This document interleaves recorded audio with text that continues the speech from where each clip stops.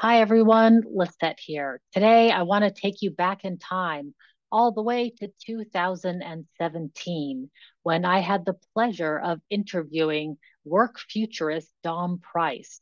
At the time, Dom was living in Sydney, working as the head of R&D and work futurist at Atlassian, and he was spending about 50% of his time in London and 50% of his time in Australia. So inevitably in the conversation, time zones came up. And he had some great tips for working across big time zone differences. And what also inevitably came up was talking about work life balance. And when you're working with time zones that have a vast distance, sometimes our work life balance can suffer. And so we dive into some great tips and conversations for how to deal with that and just to how to be more human about it. So come with me back in time to 2017 with this great snippet and highlight from an interview with Dom Price, work futurist at Atlassian. So I want to talk about time zones really quickly. You're in Australia. It is 6 p.m. for you and 9 Yeah. a.m. for me. That is a brutal time zone difference. You guys must deal with this in many ways all the time. Mm. I want to know how. Yeah. So we try and maximize the overlap wherever we can. And so, and a good example of this with the distributed team I mentioned before, 8 people across 6 locations. We wanted to run a 1 week offsite. We wanted to run a spike on our roadmap the other week. And for personal reasons, most people couldn't fly into a location. So we did a remote offsite. It was great fun. One of the things that we did is the 2 hours in the morning for me, the 2 hours late afternoon for the Americans and a few other people dialing in. That was the prime time for overlap. So in that time, we discussed the gnarly, complex, tense, the areas of debate and discussion where we violently disagreed. And then what we did was after those 2 hour stints, we would all go off and do our deep work, which for me was the same day for them to go home to their families and friends and go and do stuff. When they come in the morning, they would do their activities whilst I'm asleep, and then we reconvened. And it actually made for a really productive week because when we did meet, we brought our best selves to those sessions. Like they were brutal. There were arguments, there were tears, there were tantrums. It was such a great sparring session because all the passion came out, all the passion came across. And the tech and the distributed nature wasn't a barrier. And so we actually used our free time to bring our best selves.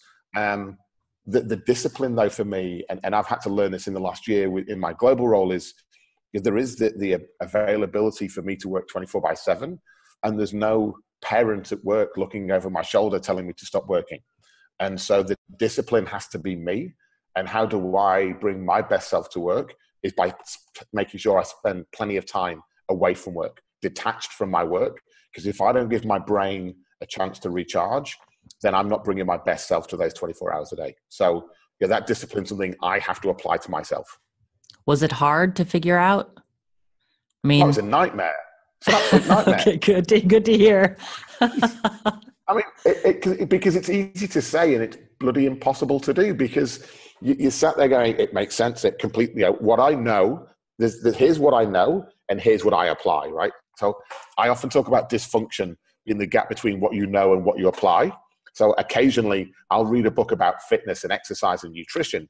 I eat pizza for dinner because I love pizza. So I know that green things are healthy, but I don't apply that knowledge.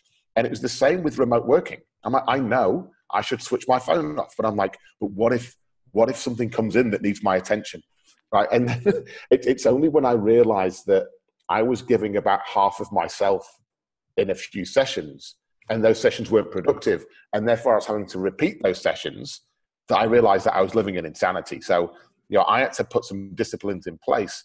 And then the funny thing for me was when I chose to not attend some sessions, and when I did disconnect, when I then reconnected and I realized that the world hadn't caved in my absence. It's quite profound when you're like, oh, you seem to do quite well without me. Some of the sessions now I purposely don't attend because I know the team can create better ideas without me in the room. And that was quite, originally it was a bit of a dent to my ego, but then my ego was repaired because I'm like, hang on, we're coming up with better ideas. Like that's my goal here. My goal isn't self-satisfaction or an ego massage, if me not being in the room sometimes gives our teams more freedom to explore, then I should do that. And then, what is the right time for me to be in the room to cajole and provoke them and challenge them? And so, picking the times where I can be most useful, and then making sure I get time out to give the old brain a rest, because I think the more complex work we're doing, we're taxing our brain more than ever before. And I don't think we understand the toll that it can take. If you're interested in learning more or diving deeper, I really encourage you to join one of our live interactive trainings. You can find those in all time zones all over the world. We've got licensed facilitators who are there who professionally train these workshops. You can also join one of our free events. We host virtual co-working often, and we're also hosting the Facilitators Playground, where you can come and learn new techniques for online facilitation. All right, everybody, I'll see you online.